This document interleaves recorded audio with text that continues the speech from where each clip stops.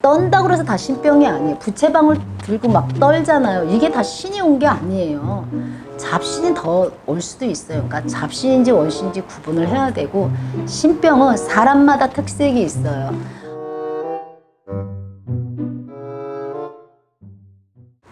선생님, 네.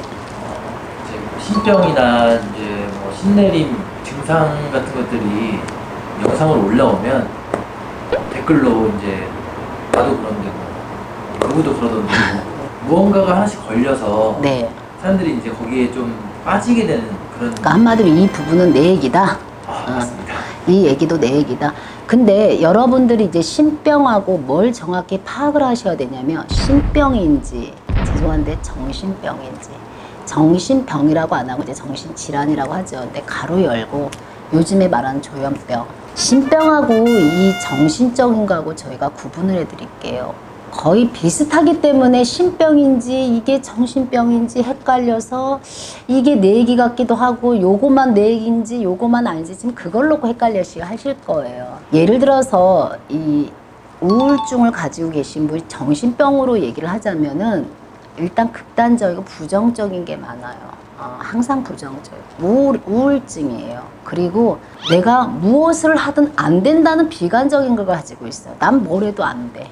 나는 내가 아무리 할래도 사회가 날 이렇게 만들었어부터 기타 등등. 그리고 극단적이에요. 그래서 마지막에 정신병을 갖고 계시거나 조현병을 갖고 계신 분이 자살 아니면 남을 죽이고 내가 그걸 죽인 걸 확인으로 함으로써 이제는 나는 나의 마음을 조금 누군가가 알아줄 거야 라는 그런 식으로 그거는 이제 그쪽으로 정신병으로 가셔야 되는데, 자, 신병을 앓고 계시는 분들, 신병으로 하면 거의 특징들이 거의 비슷비슷해요. 일단은 잠을 많이 자는 경우, 어디가 아픈지는 모르는데 병원에 가면 아무 이상이 없고 아파요. 그리고 신병을 뭘 가지고 있었냐면 일단은 남다른 저기가 나와요. 예를 들어서 같이 잠을 잤는데 동생은 A란 사람은 그냥 꿈을 꿔서 그냥 나 꿈에 막 뭐 맛있는 거 사 먹었다 그러고, B의 신병을 앓으신 분은 정확히 이런 날을 예감을 가질 수 있는 그런 예언의 꿈을 꿔요. 그리고 이상한 말을 내뱉어요. 증상에. 우리는 이 사람을 놓고 그냥 그런가 보다 하는데 이 사람은 다른 말을 해요. 그리고 누군가가 자기를 끌고 다닌다는 표현을 써요. 잡신일 경우는 끌고 다닌다 그래요. 갑자기 일어나라 그래. 자고 있는데 누가 시켰대. 일어났어. 그리고 나서 대화를 해요. 벽 보고. 그거는 잡신이에요. 신병이 아니에요. 원신은 내 조상에서 오는 거란 말이에요. 원신이 내 조상에서 올 때는 한을 풀어달라고 오기 때문에 이 애한테 자꾸 뭔가를 얘기를 해줘요. 들려요. 쏙닥거린단 말이에요. 얘야, 오늘은 어디 좀 가보자. 뒤를 쳐다봐요. 누가 얘기했지? 얘기한 사람이 없는데. 그리고 앞에 대부분 하얀 한복에 꽃가루 쓰신 분이 먼저 오실 거예요. 저 할머니가 저기 왜 있지? 엄마, 저 할머니 저기 보여? 안 보여?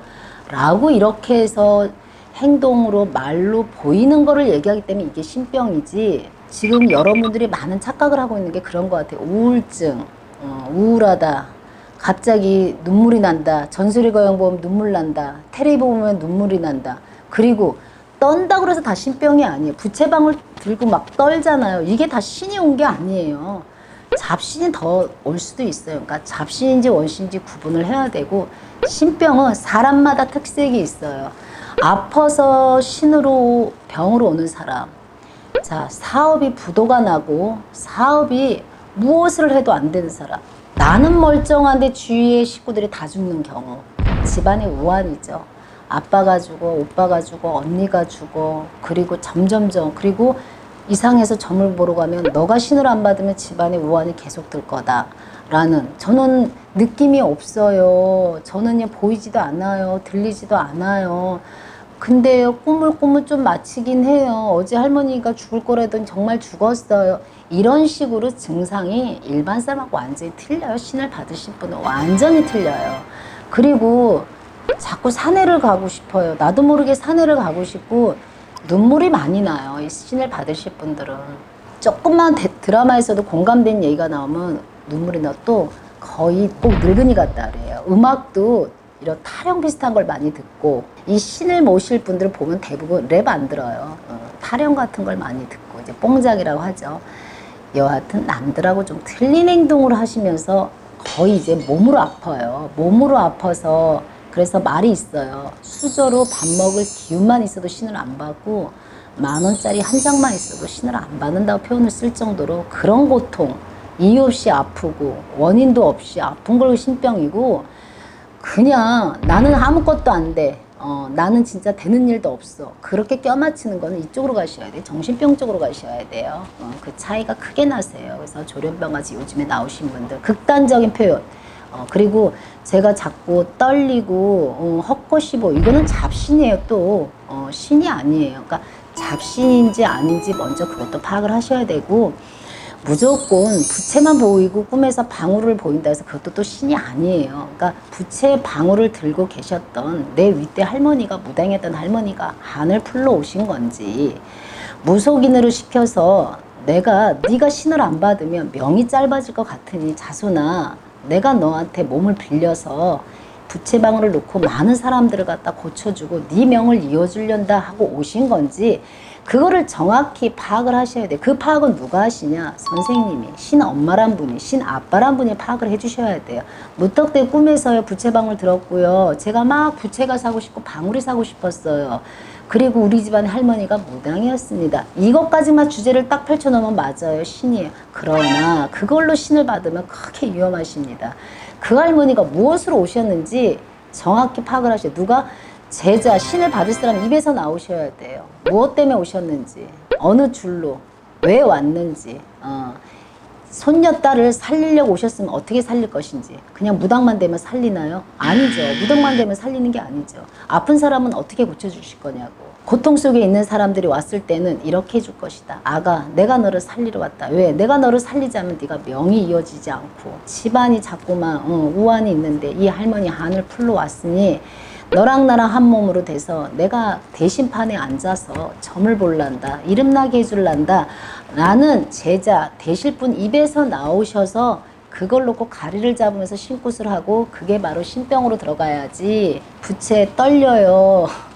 이 오방기가 막 눈에 왔다 갔다 해요. 저 같아요. 아무래도 신이 온 것 같아요. 그거 가지고는 신이 될 수가 없다는 거 참고하셔야 됩니다. 정확한 판단을 하셔야 되고, 신이 왔을 때는 벌써 이 눈부터 틀리시고요. 그때 눈동자를 까고 이렇게 하시는 게 아니라 눈도 틀리시고, 사물을 판단하는 것부터 시작해서 행동이 틀리세요. 행동이 꼭 어른같이 행동하고 할머니처럼 행동하고, 음식도 먹는 음식부터도 많이 틀리시고, 이런 게 이제 여러분들이 이제 쉽게 파악하는 법, 그런 걸로 보시면 돼요. 무조건 텔레비에서 나오는 증상대로 막 부채방울 들고 떨리고 막 뭐가 보여요.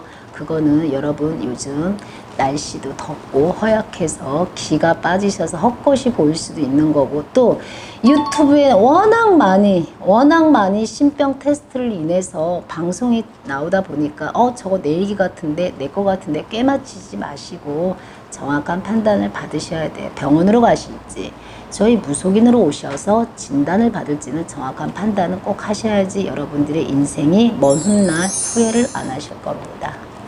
떤다고 해서 다 신병이 아니에요. 부채방울 들고 막 떨잖아요. 이게 다 신이 온 게 아니에요.